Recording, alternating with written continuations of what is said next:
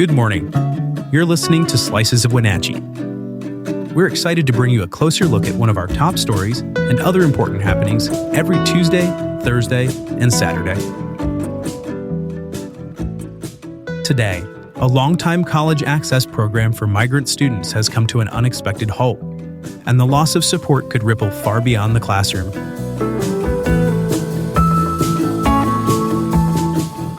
Before we continue, have you joined Neighbor yet? If not, download the app today and join local conversations about issues that matter. Neighbor is a site just for our local community focused on facts, not misinformation. Best of all, it's free for everyone. To learn more, visit wenatcheeworld.com/NABUR. Now, let's jump in. A federal program that once helped hundreds of students from migrant farm worker families attend college, including many from Central and Eastern Washington, has been discontinued after the Trump administration eliminated funding for migrant education.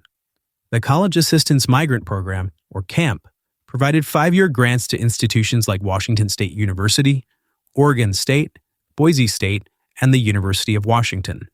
These schools use the funding to actively recruit students from agricultural communities and support them throughout their first year of college, often the hardest one to navigate.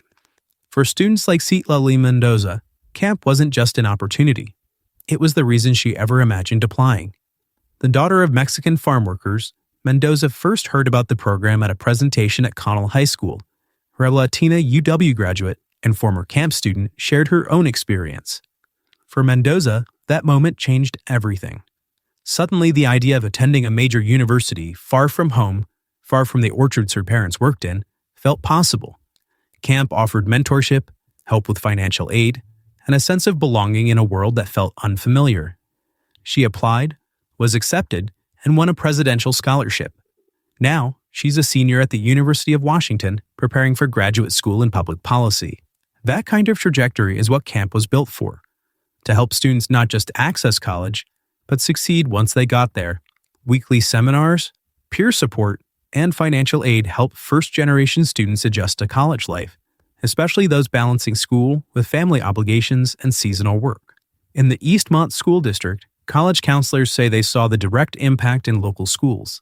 Students and families became more confident about sending their kids away to school, knowing they wouldn't be alone. The numbers back that up. According to the U.S. Department of Education, students who participate in camp are far more likely to stay enrolled and complete their degrees. But despite its track record, the Trump administration cut federal funding for migrant student programs this year, calling them, quote, extremely costly and questioning their effectiveness. At UW, the program typically supported more than 50 first-year students annually. Andre Suante, who led the program through the Office of Minority Affairs and Diversity, says many camp students still doubt they even belong after getting accepted. His team worked to counter that belief, reminding students they earned their place and had every reason to succeed. Michael Perez, a camp alumnus who grew up in the Yakima Valley and now plans to apply to medical school, said the program gave him the foundation he needed, both financially and emotionally. When he heard camp had lost its funding, he was stunned. He said, if we burn that bridge down, people don't have the access they need, and we just continue the cycle of poverty. Mendoza agrees. She says getting rid of camp is a decision that defies common sense. She's living proof of what the program can accomplish, and she still volunteers with Spanish-speaking families during campus visits, passing along the same encouragement she once received. While camp may be gone for now, she says the mission hasn't ended, to help students like her see themselves not just on campus, but in a future full of possibility. For more, head over to wenatcheeworld.com.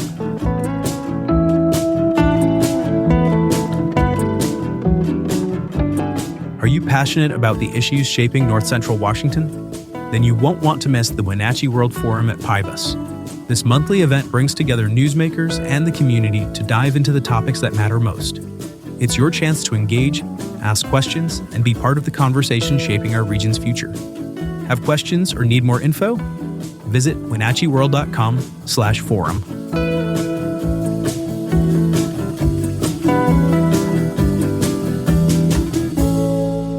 Now, a few other stories you should know about. In this year's general election, Chelan and Douglas counties experienced lower than usual voter turnout, with only 34% of Chelan's registered voters participating and just over 25% in Douglas County. Officials say the lack of contested races may have contributed to the decline, with several city council and school board positions running unopposed. Both counties reported smooth election processes, and many voters opted for the ballot drop boxes over mailing in their votes. Longtime organic farmer Grant Gibbs recently celebrated 50 years of regenerative agriculture in the Wenatchee Valley. Gibbs started with just a few acres and a vision shaped by hard work and a desire to grow food sustainably. Over the decades, he's built his farm by hand, relying on natural methods. Today, he sells locally, mentors younger farmers, and remains committed to keeping the land in food production, even as surrounding orchards give way to housing. This summer, nearly 400 community members gathered to celebrate his legacy. Elaine Eagle, a local musician known for her piano and vocal performances across the region, has been named to the Wenatchee Valley Business World's 30 Under 35 class of 2025. A Berklee College of Music graduate, Elaine has released multiple original albums, toured internationally with Windstar Cruises, and performed with bands like Whiskey Trail and a Pink Floyd Experience cover band. She credits her success to community support and says she's most proud of being able to live her dream. A new project at the Wenatchee Public Library is helping families preserve memories while raising awareness about Alzheimer's disease. In partnership with Wenatchee Memory Care, the library is offering free Voices of the Valley booklets that encourage kids to interview their grandparents and record their life stories. The booklets, available throughout November, are part of a larger community push to spark conversation, strengthen bonds, and help younger generations understand the experiences of their elders. Organizers hope the project will eventually expand to libraries across the region.